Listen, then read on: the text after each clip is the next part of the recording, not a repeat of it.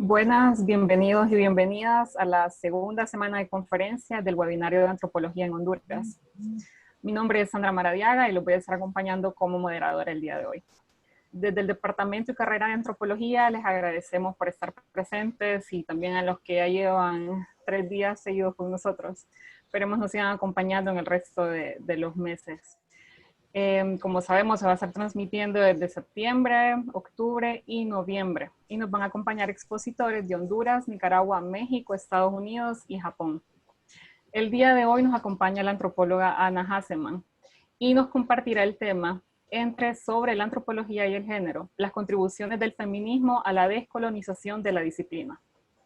La antropóloga obtuvo su título de grado en Antropología y Economía en la Universidad de Denison, una maestría en Antropología en la Universidad de Kentucky y es candidata al doctorado en el Departamento de Antropología en la Universidad de Kentucky. Del año 2007 al 2011 ejerció como docente en el Departamento de Antropología y en el Departamento de Estudios de Género y como asistente de trabajo de campo en el Departamento de Sociología en el Centro de Investigaciones Appalachia, todo esto en la Universidad de Kentucky, Estados Unidos. En el 2013 llevó a cabo la consulta comunitaria y evaluación de denuncia de poblaciones indígenas lenca en el área de influencia de impacto de un proyecto hidroeléctrico en el municipio de San Francisco de Opalaca, Intibucá. En el mismo año realizó la valoración antropológica del monumento de la gruta en La Esperanza, Intibucá, como un bien patrimonial, ambos por parte del Instituto Hondureño de Antropología e Historia. Del 2013 al 2014 realizó la evaluación de impacto del proyecto hidroeléctrico Ojo de Agua sobre comunidades indígenas Pech, en la aldea Santa María del Carbón, en Olancho.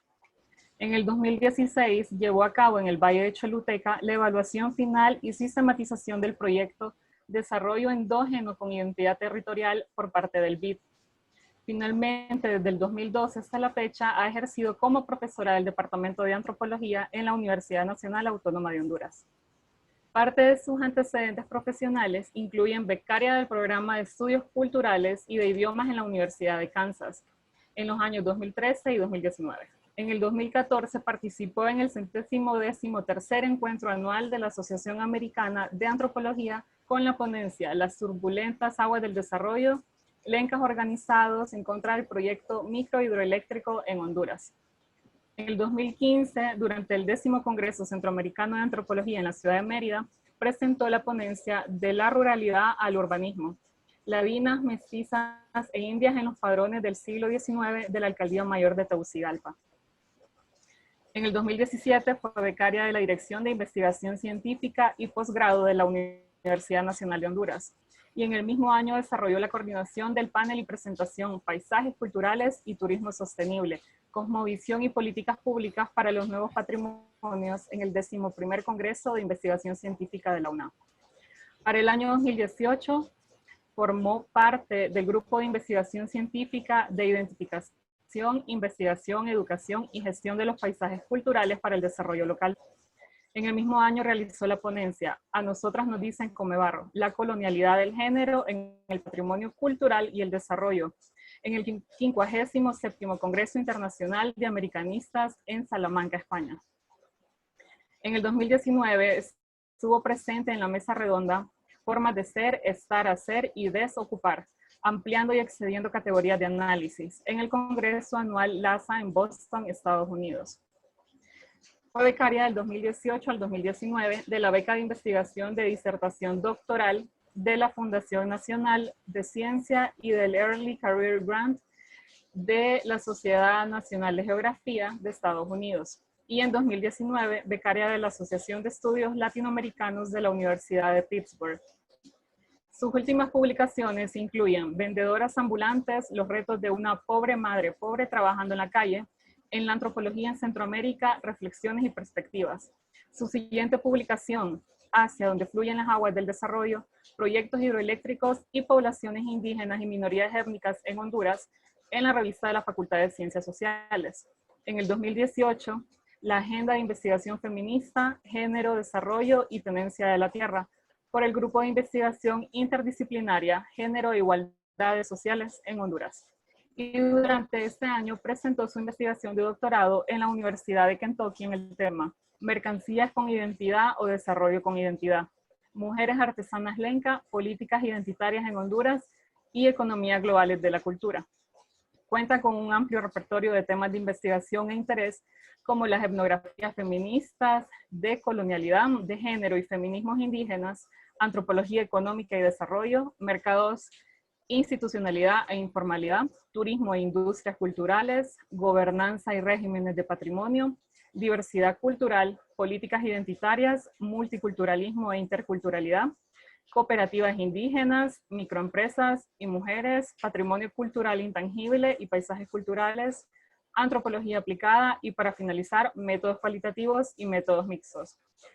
Como siempre, agradecemos al Centro de Arte y Cultura por el apoyo en la realización de este webinario y a todos los conferencistas que nos van a apoyar durante la realización de este. Les recordamos que nos pueden acompañar siempre todos los martes y jueves a las 4 de la tarde desde las diferentes plataformas como Zoom y Facebook Live del Centro de Arte y Cultura de la Universidad Nacional Autónoma de Honduras, UNA-Valle de Sula, la Facultad de Ciencias Sociales y la carrera de Antropología. Al final vamos a tener el espacio para preguntas y comentarios que pueden enviarlas al chat de las diferentes plataformas. Y sin más, le damos la bienvenida a la antropóloga Ana Hasselman. Bienvenida, profesora. Gracias, buenas tardes. Espero que no vaya a tener problemas de conexión. Ya tuve una experiencia ahorita que empezó a llover. Pero bueno, mi ponencia, tal vez Sandra puede empezar a compartir pantalla.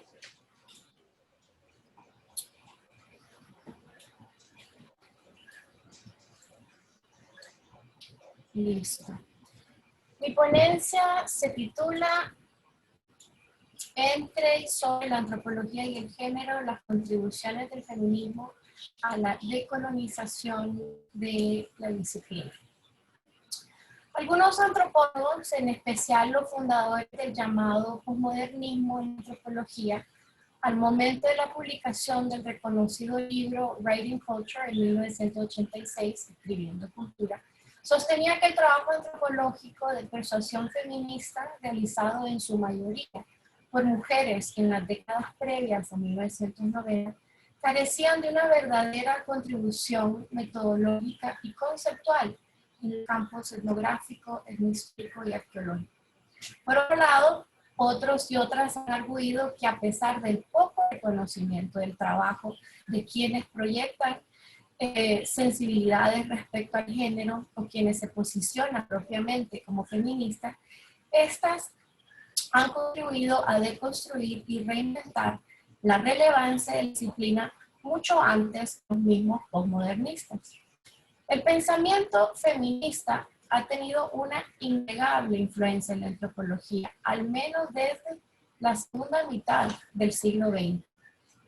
Un impacto claro de la perspectiva feminista en la antropología ha sido una seria reconsideración de la producción científica del conocimiento, específicamente el rigor de la objetividad, y un escrutinio de constructos occidentalizados como los conceptos de raza y género. Para muchas, estas consideraciones nos han llevado a plantearnos preguntas de investigación más complejas y obligado a ahondar en una seria introspección disciplinaria respecto a la relevancia actual de la agenda de investigación en la antropología. La siguiente diapositiva, por favor. El pensamiento feminista ha permitido a las ciencias sociales en general una sensibilidad y visibilidad de cómo el género permea la vida social y las experiencias individuales, y específicamente ha retado los marcos interpretativos de la antropología mediante una deconstrucción y revisión de conceptos como el de la cultura. Siguiente diapositiva. La incursión de la antropología en la crítica feminista comienza con el legado de antropólogas como Margaret Mead, Zora Neale Hurston, Ruth Benedict y Ruth Landers. Un elemento clave en común y notable en sus trabajos, aunque diversos, yace en cómo cada una, desde los inicios de la Escuela Americana de la Antropología, parece prever y anunciar una suerte de decolonialidad de género que llegará a su punto en el pensamiento antropológico del siglo XXI. Ruth Landes específicamente está entre los primeros antropólogos y antropólogas que abordan conjuntamente el estudio de género y la racialización al perfilar las vidas, las experiencias y la determinación activa de las mujeres sujetos de sus trabajos etnográficos en monografías como The Ojibwa Woman, la mujer Ojibwa de 1938 y City of Women, la ciudad de las mujeres en 1947. Por su parte, el clásico texto Coming of Age en Samoa de 1928, La adolescencia y cultura en Samoa de Margaret Mead, atrajo el interés de un público vasto, más allá de la academia, aunque los datos recolectados y activistas feministas hasta 40 años más tarde. Debates sobre la naturaleza versus la cultura. El extenso y diverso trabajo sobre la experiencia de la población negra y la historia oral de comunidades afrodescendientes norteamericanas, haitianas, jamaiquinas y hondureñas no tiene nada que envidiarle al denominado fundador de los estudios africanistas de la escuela americana, Melville Herskovits. Por otra parte, también considero el trabajo de Gleichard, Spider-Woman, Mujer Araña, y el de Judith Friedlander, siguiente diapositiva por favor, Ser India en Guayapán, son precursoras al desarrollo de una etnografía propiamente feminista en la antropología. Habrá que recordar que las perspectivas feministas se volvieron más prominentes en la antropología americana durante la llamada segunda ola o la segunda oleada del feminismo, en especial fomentado por el momentum político que adquirían los movimientos sociales de grupos subalternos luchando por sus derechos civiles, entre ellos latinos, afroamericanos, entre otras minorías étnicas, así como mujeres y personas LGBT entre 1960 y 1980. Esta generación de antropología feminista, conocida como, entre comillas, siguiente diapositiva, la antropología de la mujer, sin embargo, ha sido duramente juzgada por su fuerte sesgo de género, ya que intencionalmente se enfocó de manera casi exclusiva en los roles y la visión del mundo de las mujeres. No obstante, este enfoque resultó ser un necesario sucesor a la antropología androcéntrica que había caracterizado los orígenes de la teoría y la práctica antropológica del siglo XIX. Un ejemplo de la llamada antropología de la mujer es la reconsideración que plantea Annette Weiner en 1976 sobre las interpretaciones de Bronislaw Malinowski respecto al anillo de culo.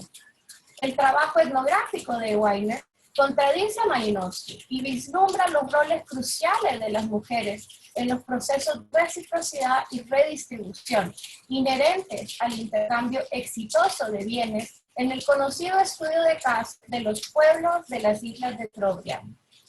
También están las reflexiones que surgen de la novela de Alice Walker, en The Temple of My Familiar, traducido en La sed de mi familiaridad, de 1989, influenciado por el trabajo de Zora Neale Hurston, quien desde la ficción literaria ofrece una examinación histórica de la opresión y el racismo con una mención de género, un aspecto prácticamente ausente o ignorado y criticado por ella misma en el texto contemporáneo y mundialmente reconocido del antropólogo Eric Wolf, Europe and the People Without History, Europa y la gente sin historia, de 1982. El trabajo de Marjorie Shostak, de 1981, entre las y los cazadores-recolectores del desierto de Kalahari, también demostraba su insatisfacción respecto a la caracterización superficial y generalizada de la organización social de este pueblo en etnografías previas. Su trabajo de una historia de vida, la que mediante una aproximación dialógica logra presentar las experiencias de vida y sus significados desde los ojos de una mujer en Nisa, The Life of Words of Kung Woman, la vida y palabras de una mujer Kung. A partir de los años 80, siguiente diapositiva, no, ya la tiene, gracias. A partir de los años 80, el pensamiento feminista de la antropología fue más allá de la antropología de la mujer y fue más allá de la pregunta clave inicial de Simone de Beauvoir, ¿qué es ser mujer? Y fija su mirada en los orígenes de las desigualdades morales, enfocándose en las preguntas: ¿cómo se constituye diferencialmente el poder como diferencia de género? ¿Qué papel juegan la ideología y el conocimiento en estas relaciones de poder? Varias antropólogas y antropólogos concluyeron que todas las formas sociales han sido y siguen siendo dominadas por hombres. Ello no se refiere necesariamente a una pasividad o subordinación universal entre las mujeres, sino que a pesar de las prerrogativas de las mujeres y los derechos que ellas puedan disfrutar, siempre se observan instancias de privilegios exclusivos a los hombres en todas las culturas del mundo. Estas interrogantes y reflexiones llevaron a que esta generación de producción antropológica feminista, conocida como la antropología de género, se dedicara a recolectar datos transculturales y desagregados que ayudasen a una mejor comprensión etnológica de las diversas formas y contextos de la subordinación entre hombres y mujeres. Esto es algo que no solo estaba sucediendo en la antropología, también estaba sucediendo en otras disciplinas de las ciencias sociales, y ahí está ejemplificado por el trabajo del economista de Esther Bossel.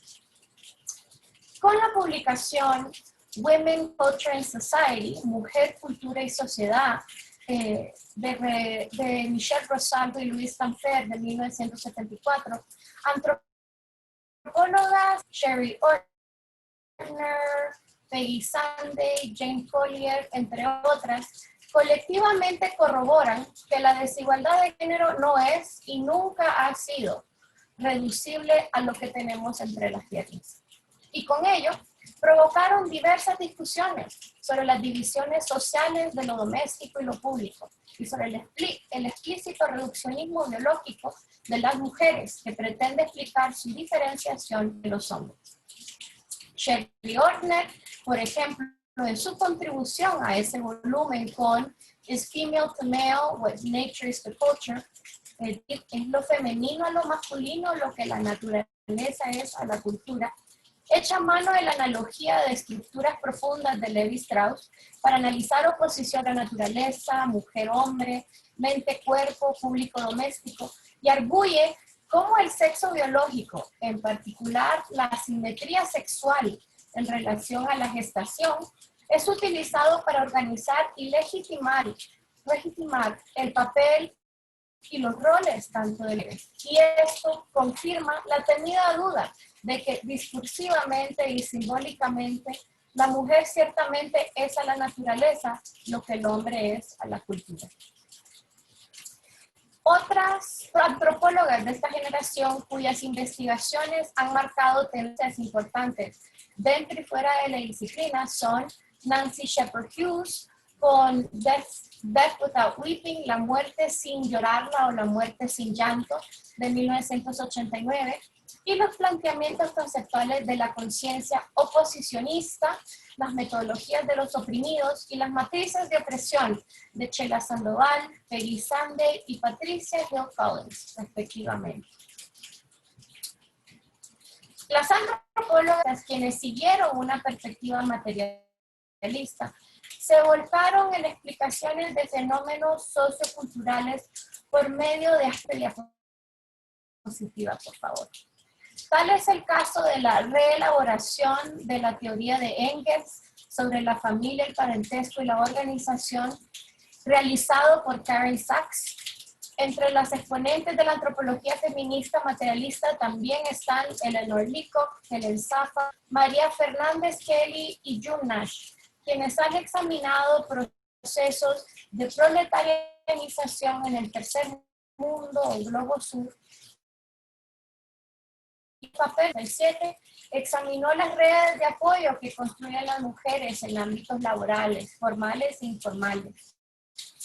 En 1975, Shulamit Firestone, en La dialéctica del sexo, provee un análisis marxista del patriarcado mediante una dialéctica histórica basada en el trabajo reproductivo de las mujeres. Y en el 2009, Michelle Barrett arguye que las realidades que viven las mujeres en términos económicos son provocadas por las economías e ideologías capitalistas que mantienen a las mujeres limitadas, ámbito privado y doméstico. También está el trabajo de Bustos de 1994 sobre las mujeres en el mercado informal en América Latina, donde presenta un análisis marxista feminista para comprender la determinación y preferencia de las mujeres por insertarse y ser parte del mercado laboral en la informalidad. Vemos entonces que la antropología feminista materialista, mucha de ella de corte marxista, de los años 70 y 80, ha contribuido a una exploración de las relaciones entre las desigualdades de género y el funcionamiento. Y ha contribuido a medir la importancia del trabajo no remunerado de las mujeres en los procesos de despojo y de amplia escala global. Asimismo, en el 2015... fíjese que se está cortando un poco, entonces no sé si quiere optar por apagar el video, tal vez va más fluida la conexión. Gracias. Ok, me avisan, voy a retroceder un poquito entonces. Vemos entonces que la antropología feminista materialista, mucha de ella de corte marxista de los años 70 y 80, ha contribuido a una exploración de las relaciones entre las desigualdades de género y el funcionamiento de la economía. Y han contribuido a medir la importancia del trabajo no remunerado de las mujeres en los procesos de despojo y de acumulación de capital a escala global y a escala local. Asimismo, en el 2015, Elizabeth Frugo identifica nuevas avenidas de escrutinio antropológico que se verían beneficiadas por aproximaciones feministas a la economía política, como ser los procesos de gobernanza y gobernabilidad, así como los proyectos y discursos neoliberales, lo cual Bruegel ha denominado el feminismo de mercado, market feminism. Es decir, que la antropología de género demuestra que es necesario enfocarse en las mujeres en relación con los hombres, tanto sus lugares en la vida cotidiana e interacciones sociales concretas, y los significados que hombres como mujeres atribuyen a sus actividades, su estatus y roles, para poder comprender las formas y las escalas de desigualdad y prácticas del poder. Por lo tanto, una de las contribuciones del feminismo en la antropología ha sido reconocer que las relaciones de género, mujeres en relación a hombres, mujeres en relación a mujeres y hombres en relación a hombres, son cruciales para comprender la experiencia individual en contextos socioculturales específicos y sus interconexiones globales. La antropología feminista puso de cabeza a la etnografía convencional.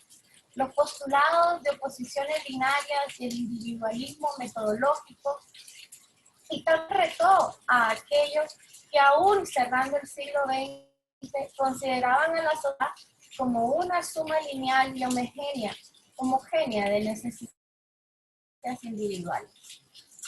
Desde la antropología de género se insiste en que siempre existen y han existido formas subversivas que desestabilizan la coherencia cultural de una sociedad, por lo que también debemos enfocarnos en los hechos políticos y sociales que guían y forman parte del ethos de cada individuo y de las diversas, a veces divergentes y simultáneas, visiones de la vida. Es claro que la antropología se ha beneficiado de una relación a veces incómoda, antagónica, con el feminismo, desde las críticas iniciales en contra de una antropología ubicuamente occidentalizada, positivista y androcéntrica, que ha resultado en un cambio de paradigma en la disciplina. Ello es más evidente en los estudios de postcolonialismo y de estudios de otra edad y estudios de alteridad, gracias a las contribuciones de pensadoras feministas como María Lubor y Chandra Mohanty, quienes se dieron a la tarea a descentrar la proyección colonialista blanca masculina universal como ser humano genérico, una idea prevalente en todas las ciencias sociales. Estudios teóricos poco cuestionados hasta entonces sobre la cultura con C mayúscula y culturas con C minúscula y sobre la visión holística de la disciplina antropológica. A partir de la década de 1990, las y los antropólogos de la generación denominada antropología feminista, siguiente diapositiva por favor, critican a sus colegas de la generación, critican a sus colegas de negligentes al hacer una mala praxis científica, utilizando métodos comparativos que tienden a cambio. La antropología feminista busca robustecer métodos históricos comparativos para el verdadero oficio, la diversidad cultural, visto desde un lente más subjetivo, sustituyendo una objetividad imposible y una objetividad universalizante. Aquí está el libro de Women Writing Culture, Mujeres Escribiendo Cultura, que se publicó en 1995, que fue una respuesta directa al libro de los postmodernistas en la antropología, Escribiendo Cultura. Se propone la creación de un canon feminista en la disciplina y critican a la antropología por ser debido a la sistemática exclusión y silenciamiento de mujeres en la academia. Este libro tiene con Tree Harrison, Lila Abu-Lughod, Catherine Lutz, Kirin Narayan, Iowa Ong y Anna Lowenhoff-Singh. También este libro sirve como una contraparte y respuesta a la crisis del movimiento feminista que fue representado claramente en un libro previo de 1980, This Bridge Called My Back, esta puente llamada Mi Espalda. Como consecuencia que proviene de la antropología feminista, vemos una intersección especialmente productiva que se ha desarrollado en lo que ahora conocemos como la etnografía feminista. Según Lila Abu-Lughod, la etnografía es fronteras entre el ser yo, el ser y yo, quien estudia a otros y otras. De manera fructífera, la construcción de las identidades y la multiplicidad de identidades. La feminista ha sido muy productiva en su rechazo de la creación romántica y la ficción ingenua de uno de los contextos etnográficos que ella estudia, como si esta fuera una mosca en la pared. La importancia de la experiencia personal, la exploración de la naturaleza del yo y del ser, y la reflexividad también son características de la antropología feminista. Ello ha fortalecido, ha arraigado a la antropología en la etnografía nuevamente, a lograr palpar la experiencia vivida de uno y de una con y en relación a otros y otras.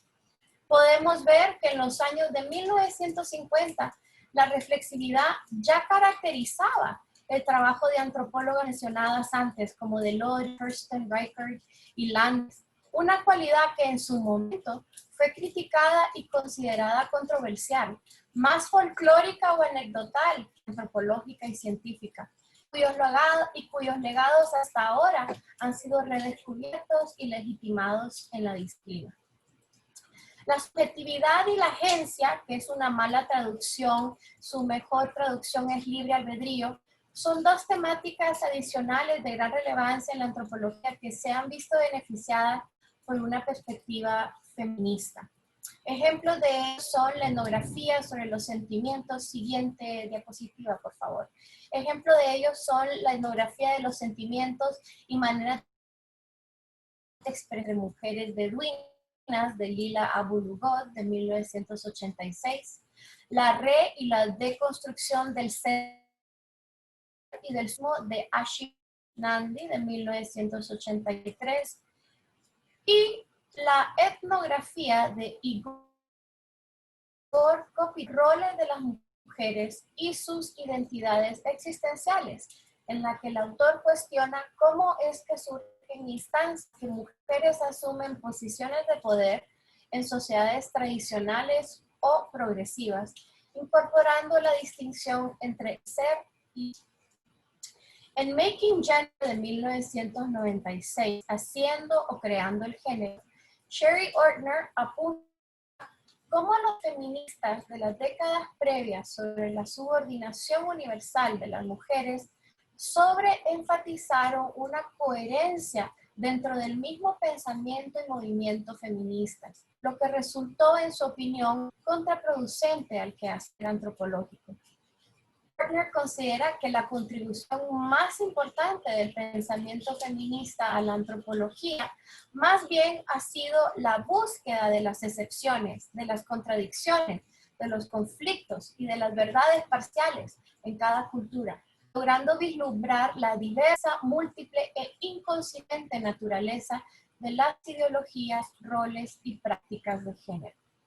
Es así que el concepto de género ha servido como una herramienta heurística para deconstruir lo que hemos entendido por cultura, por etnicidad e identidad, conceptos que permanecen aún ahora en discusión con definiciones. El concepto de género, por tanto, ha contribuido a apreciar la cultura y las políticas identitariamente en negociación, en performance y además híbridas. Desde la perspectiva de la antropología feminista, la cultura consiste por un lado en prácticas discursivas intersubjetivas y por otro, la cultura es un proceso político inacabado. Por tanto, la antropología feminista es siempre aplicada y siempre es política. La producción académica de las mujeres del tercer mundo, de las mujeres del cuarto mundo, feminismos indígenas y de las feministas negras y afrodescendientes también han jugado un papel importante en potenciar la agenda de investigación de la antropología y las ciencias sociales. Esto es especialmente evidente en la deconstrucción teórica y reelaboración de nociones de diferencia y diversidad al criticar las dimensiones epistemológicas en las representaciones y en la producción de conocimiento. Siguiente diapositiva. Además, los como mujeres del tercer mundo y mujeres de color, en inglés Women of Color, han problematizado cuestiones de clase, identidad sexual, identidad de género, racismo y racialización desde los años 80 y han desafiado constantemente a la antropología feminista a lidiar en términos teóricos y prácticos con temas de conciencias múltiples y situatividad. O Norma Larcón, Sandoval, Collins, Sabela, Braga, Ansaldúa y Suárez. Siguiente diapositiva. Más. Estos otros, entre comillas, colectivos feministas responden al llamado de Edward Said, de Arturo Escobar y de Brenny Mendoza por producir conocimiento y ciencia desde los márgenes, al reubicar al objeto de estudio de la antropología y descolonizar las construcciones del sujeto en la antropología. Es así que el pensamiento feminista ha sobrepasado sus propios límites mediante indagaciones y agendas de investigación que ahora están reconsiderando no solo el quién habla por quién, la pregunta de Gayatri Spivak, pero también acude a nuevas preguntas como cuál y qué tipos de poder están contenidos dentro de las categorías de género, cómo esa y trasciende a sujetos trazados por sus experiencias de género y cuáles son las consecuencias de hacer para proyectos feministas pluriversales a futuro. Siguiente diapositiva, por favor. La antropología feminista ha explorado la participación de las mujeres en movimientos sociales, en particular los colectivos de mujeres que se enfrentan al capitalismo.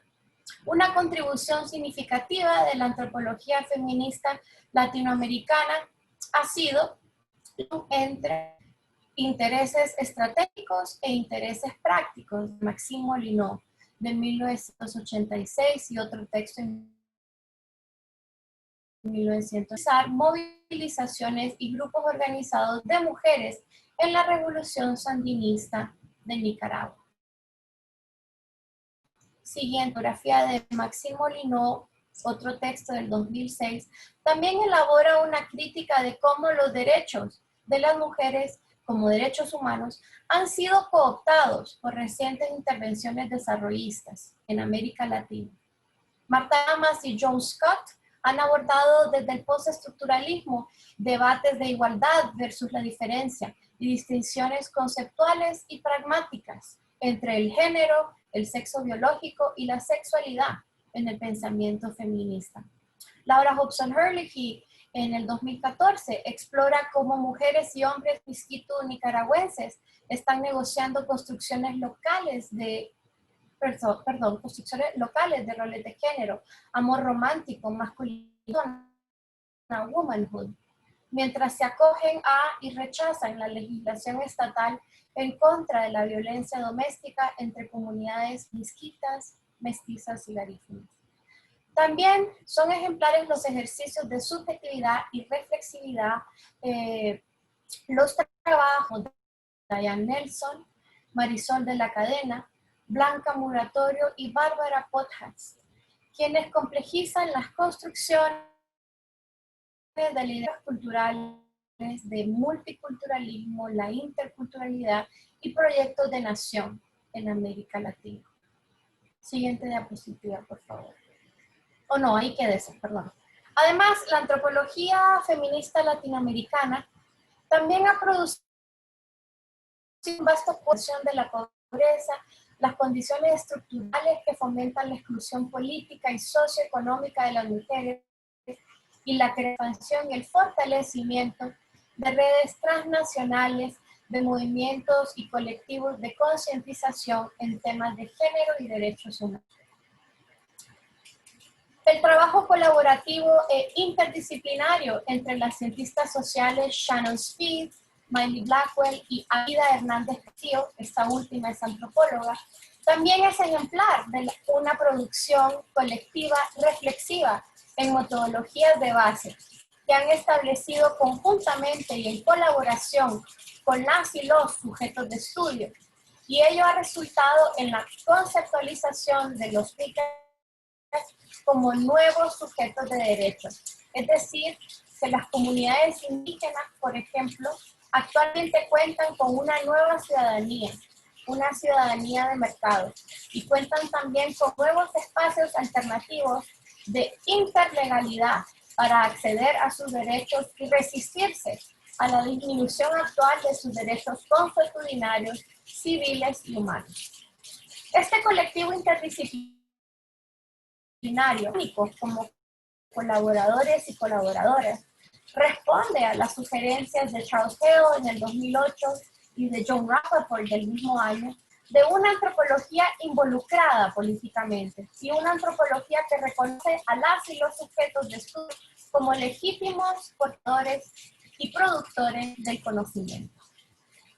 La reciente publicación de Florence Babb en el 2015, teorizando sobre el género, raza y el turismo cultural en América Latina, es un ejemplo de viejas temáticas en nuevos contextos con interesantes giros para futuras agendas de investigación antropológica. En su libro, Babb propone que aun cuando la desigualdad y la pobreza dominan en la vida de la mayoría en América Latina, los procesos simultáneos de identificación de género y etnicidad ponen un nuevo capital cultural a disposición de pueblos y minorías étnicas, en particular a mujeres, quienes parecen dando mayor inclusión discursiva en las agendas nacionales de desarrollo, en donde la diversidad cultural es una ventaja económica. Por tanto, BAB renueva y problematiza las discusiones de Blanca Muratorio de 3 décadas previas. Si ser mujer de hecho nos hace más indígenas y ser indígena es una fuente de capital cultural, ¿qué implicaciones tendrá en relación a las mujeres indígenas como emprendedoras, como beneficiarias del desarrollo y como ciudadanas? Siguiente diapositiva, por favor. Aquí he expuesto una pequeña muestra de la pletora de investigaciones latinoamericanistas y latinoamericanas a través de las reflexiones epistemológicas en el habeas humanista de la antropología. A contribución de hombres y mujeres y las experiencias de hombres y mujeres en lucha, el contexto que continúan y derechos humanos como ciudadanos y ciudadanas. Es decir, estamos tratando con una ciudadanía desde abajo y a la vez de ciudadanos y ciudadanas del mundo. Y esto al fin es la característica singular de la antropología feminista, que continuamente explora modos alternativos del feminismo en el trabajo aplicado y políticamente involucrado, mientras insistentemente trabaja para cerrar brechas entre la academia y las y los actores de las movilizaciones de base. Siguiente diapositiva.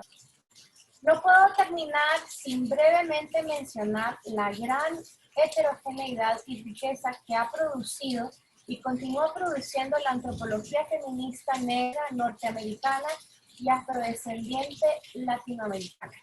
Desde su elaboración del concepto de interseccionalidad, el Stanford Theory asevera que las dinámicas políticas que conlleva rechazar y superar jerarquías de género, una ciencia que será más consciente de la historia que le antecede para no repetirla y que la hará también más responsable por sus prácticas en el presente siendo el único futuro certero que tenemos. Bien. Más que esto es un caso excepcional a seguir en la antropología del siglo XXI, una que sea interdisciplinaria, con ideología que continúe deconstruyendo el concepto de género y que continúe promoviendo una mejor comprensión de las cuestiones de racialización y clase. Bernie Mendoza, sin embargo, nos advierte que para estos otros, entre comillas, feminismos latinoamericanos, aún hay mucha tela que cortar. No obstante, considero que el curso actual de la antropología feminista, más tarde, hará posible el diálogo a través de la diferencia y entre diversos y diversas subalternas, sea mestiza, sea euroamericana, sea un diálogo en que ninguna requerirá interlocutores y cada una producirá sus propios enunciados de historia y la ciencia. Gracias. Muchas gracias, profesora. Lastimosamente el tiempo es súper corto, pero ya tenemos unas preguntas para usted. Por parte de Claudia Funes, menciona que definitivamente el incluir a la mujer en papeles políticos, tanto en grupos étnicos como en otras sociedades latinoamericanas, es una necesidad. Pregunta, ¿qué cambios considera deberían suceder desde ya en nuestro país para lograr sociedades más justas y equilibradas en que las mujeres lideren? Esa es una pregunta para la cual yo quizá no tengo la solución.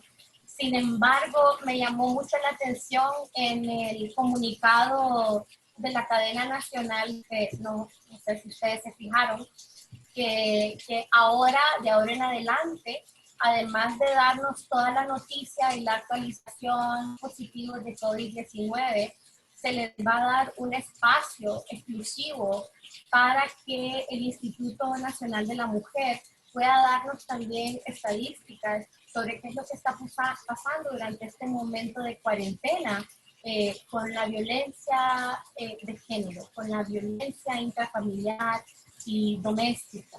Y esto me llamó mucho la atención. Creo que algo que hay que hacer, por donde hay que empezar, es visibilizar lo que está sucediendo, darnos cuenta claramente del problema y no caer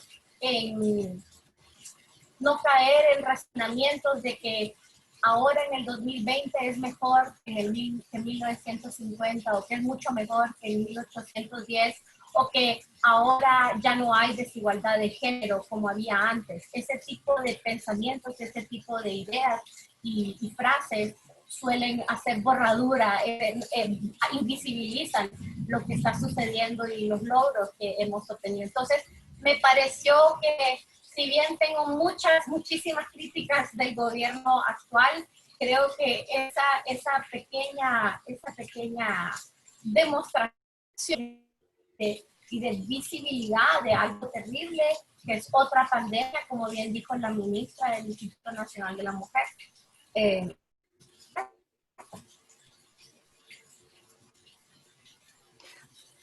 Muy relacionado con este tema que estaba hablando usted de la pandemia, nos dicen que justo ahorita se ha evidenciado un desequilibrio en las responsabilidades de la mujer en el hogar: alimentación, limpieza, orden, mayor involucramiento en el aprendizaje de los hijos y el trabajo a distancia. Donde las mujeres no han asumido estas responsabilidades, surge el conflicto en la familia, incluso en sociedades muy avanzadas. ¿Cómo cree que esto cambiará el abordaje de este tema a futuro en la antropología? No estoy segura que entiendo la pregunta o el comentario. Que las mujeres se han rehusado a asumir roles que por hecho deben ser de ellas durante la cuarentena. No entiendo la pregunta. Creo que sí es lo que trataban de decir. ¿Qué implicaciones tiene? Pues los hombres van a hacer tortillas también, espero. Los hombres también darán de mamar y cuidarán a sus hijos, espero. Es decir, esta es una contraparte, es un diálogo. Creo que algo que mucha de la literatura de los años 90 para acá demuestra que todos los logros obtenidos de los movimientos feministas, y son muy diversos, de los movimientos feministas han sido mujeres peleando y arañando por hacerse un espacio en distintos sectores de la vida, pero nunca nuestra contraparte ceda esos espacios. No hay disposición de ceder esos espacios. Entonces vimos en los años 50, después de las mujeres salieron al mercado laboral y empezamos a hablar de esa dicotomía entre lo público y lo privado, ahora que no es lo privado. Pero los hombres, cuando las mujeres salieron a trabajar, los hombres no regresaron a la casa. Los hombres siguieron ganando más y siguen ganando más que las mujeres. Las mujeres deben tener 2 y 3 empleos para poder ganar lo que gana un hombre. ¿Y qué pasó con toda la actividad reproductiva social que siempre ha sido feminizada? Lo hicieron otras mujeres. Empezaron a hacer otras mujeres. No lo asumieron hombres. Entonces, creo que también falta en nuestra conversación y que sí se está haciendo en el feminismo, en la teoría feminista, no solo en la antropología feminista, es hablar sobre más significa ser y estar en función de ser hombre, o también lo que significa no solo tal vez quizá en algunos momentos hablar de otro tipo de subjetividades que no calzan dentro de esas identidades de género o dentro de esa dicotomía o dualidad entre la homosexualidad y la heterosexualidad, por ejemplo, y hablar de todos y todas nosotras como personas, sujetos de derecho. No sé si eso contesta la pregunta, pero es lo que puedo ofrecer. Ya que mencionaba esto de la teorización, ¿verdad? En el feminismo. Tomando un extracto del ensayo Una sola voz mata dos voces de Margaret Waller, ¿usted cree que existe una exclusión en las prácticas académicas cotidianas de enseñanza y publicación, como en las teorizaciones elevadas, menciona ella, relacionadas con la producción de conocimiento? Yo creo que al estar leyendo mi político quedó claro de que sí hay una exclusión o un silenciamiento de producción de conocimiento, no solo académica, sino fuera de la academia. Por ejemplo, tenemos muchos, ustedes han mencionado ustedes muchos textos aún publicados por hispanohablantes, quienes los han publicado en inglés y que nunca hay traducción al español. Y eso es un catch-22, como dicen en inglés. Tiene problemas de ambos lados. Una de ellas es que cuando nosotras, las que estamos en el mundo académico, no publican en el espacio anglosajón, en mi caso, por ejemplo, entonces no es una publicación que es considerada, no es legítima. No es legítima. Mi propia terna, por ejemplo, me solicita que todo lo que yo publique sea en inglés. Y por otra, y claro, si yo publico en español, a veces existe el riesgo, y ha sucedido antes, que en anglosajona se roben esas ideas porque poca gente lee en español. Y se roba entonces las ideas de aquellas y aquellos que publicamos en español.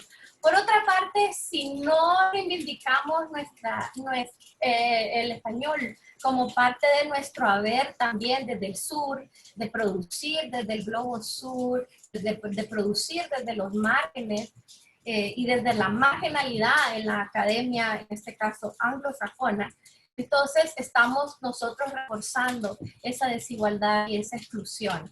Entonces deberíamos, para propósito de nuestro avance profesional y reconocimiento, publicar en inglés sin duda, pero no olvidarnos de publicar en español.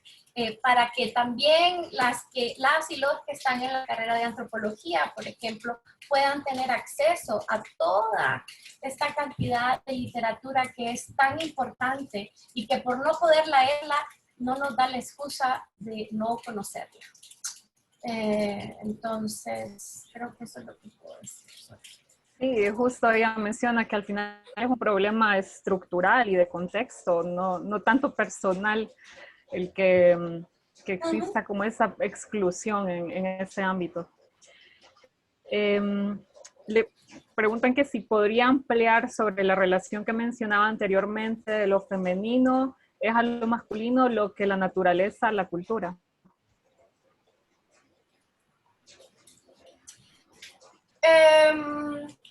Bueno, el artículo está en español, así que le recomiendo a quien quiera que haya hecho ese comentario que se lea el artículo de Sherry Ortner. Ella hace una relectura, ella revisita ese artículo que creo que es de 1983, regresa a él 15 años después y retoma y corrige algunas de sus propuestas. Pero la idea es que simbólica y discursivamente nosotros hacemos ciertas ecuaciones o ciertas equivalencias, mejor dicho, entre ser mujer, por ejemplo, asumir ser mujer, o la equivalencia de que como nuestro rol en la reproducción tiene que ver con gestar 9 meses, que no lo pueden hacer aún los hombres, ¿verdad? Cargar una panza durante 9 meses, aunque no todas las mujeres lo hagamos, pero asumir que todas las mujeres tenemos ese rol en la reproducción biológica nos hace entonces a nosotras reproductoras en términos naturales, nos hace más conectadas con lo natural, lo cual hizo necesario que los hombres buscaran su propio espacio de reproducción. No es la reproducción biológica, sino que es la reproducción social. Y lo que hace el hombre entonces es, por ahí va el argumento de Sherry Ortner, pero nuevamente le recomiendo a quien quiera que haya hecho un excelente artículo. Okay. Y finalizando ya con esta pregunta, ¿cuál es el rol de la mujer indígena en la educación actual?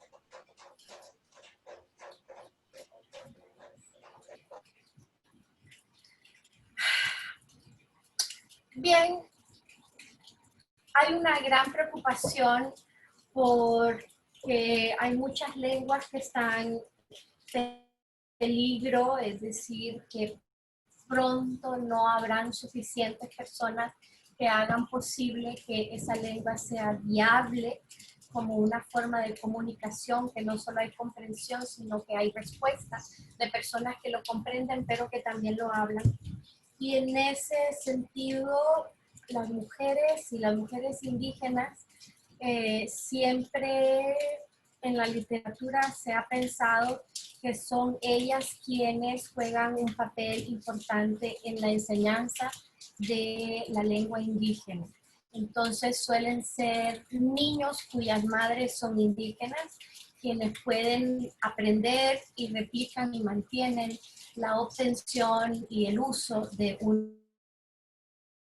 A eso en el sistema de educación formal,